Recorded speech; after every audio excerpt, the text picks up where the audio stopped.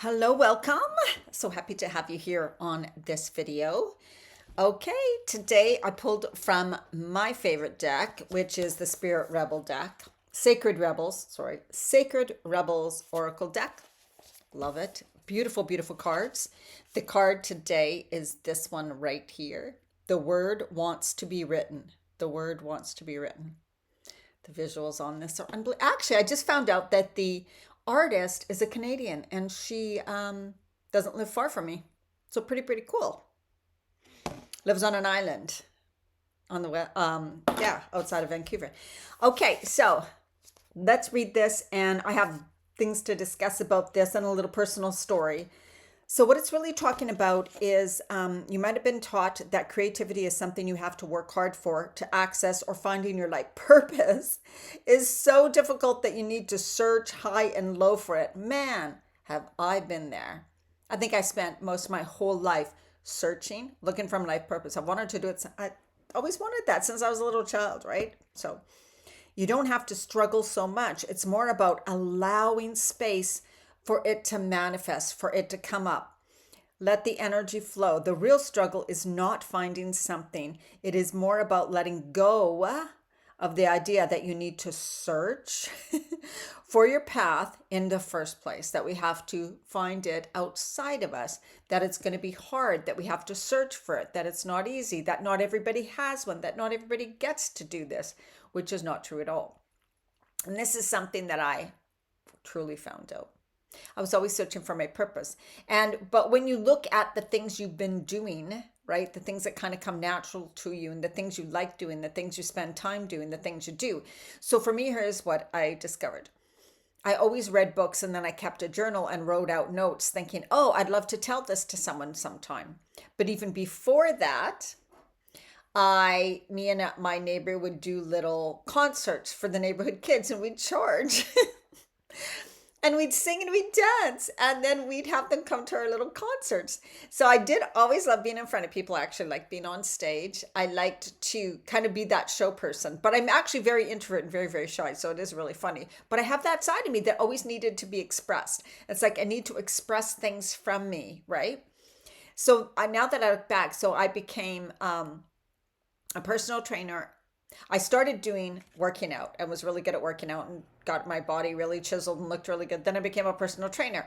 I got injured and I had to go to yoga and do things much more softly. I loved yoga, became a yoga teacher. I then started getting really into health and healing my body and going through perimenopause, and I wanted a really clean way of eating, gluten-free and no preservatives and all that. And I started with raw food. Raw food is a totally different way of eating. And I got to be a raw food chef, and I taught classes on how to do raw food stuff. And it started actually before that. I forgot, when I was a hairstylist and I was in hairstyling school, I was one of the really good ones. So they got me to teach the beginners how to cut hair and stuff. So I became a teacher then. So I've always been someone who's learned something, shared the knowledge, learned something, shared the knowledge. And I still, and you guys, for years, I'm like, what is my purpose? I have no idea. It's so crazy. It's always there. It's always there.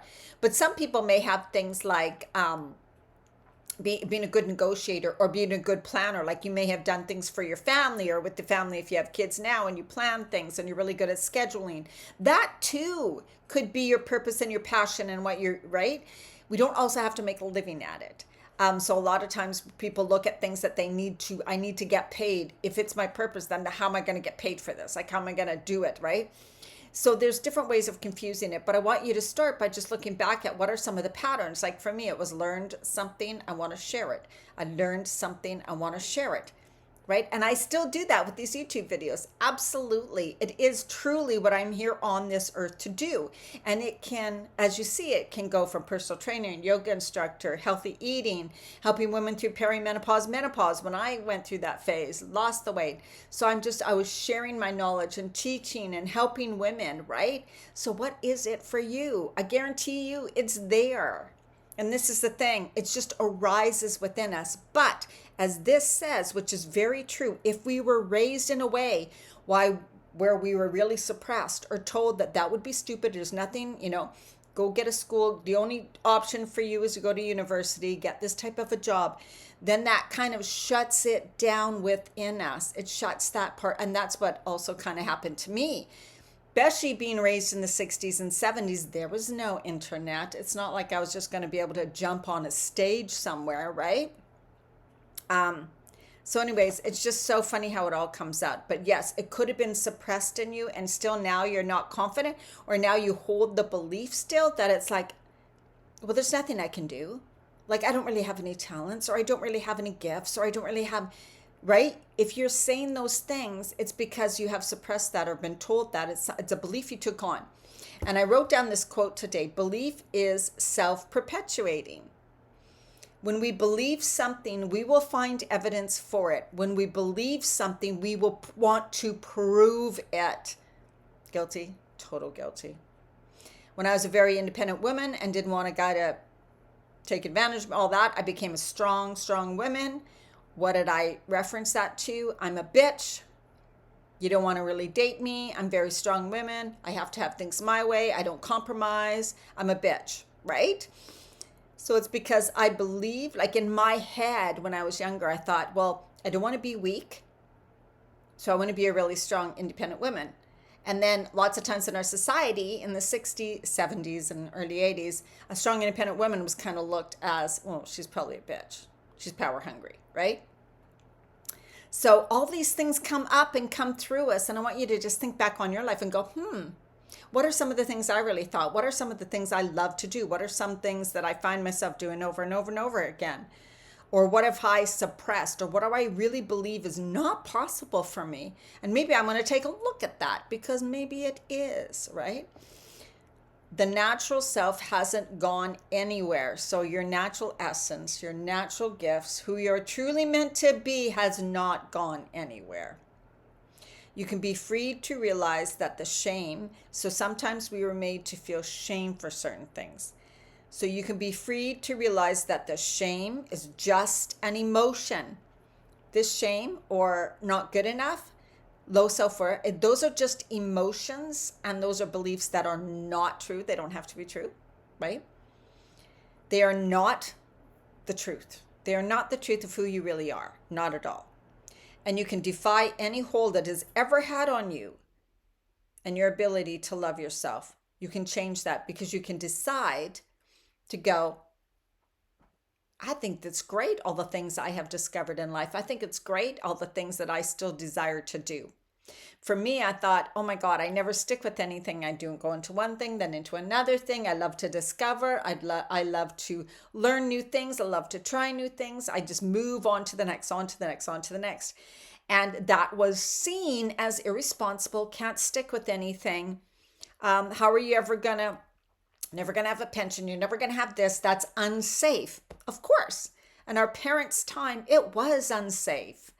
Right? And now people still view that as unsafe. But I had to come to the realization for me that I'm multi-passionate. I love how I have learned so many things. I love how I've experienced so many things. It's amazing how much I have accomplished. I have tried so many things and had different careers and tried different types of work, right? So I now look at it more like it's a good thing and powerful and positive. And so that makes it makes it easier to explore something else for me. It makes it easier to make that next turn, that next change in my life. And you can be the same way. Okay.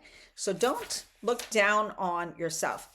Now, what we're going to do today, which is a little different, is there's way more to this, but I'm not going to read it all, is at the end, they always have like a little healing practice. Okay. So sitting up tall, I'm going to read this. You can close your eyes. You can put your hand on your heart and just sit there with your back nice and straight, taking some deep breaths, right? Inhale deeply through your nose. Exhale through your mouth. Relax your shoulders. Inhale through your nose. Bring your breath up into your heart, okay?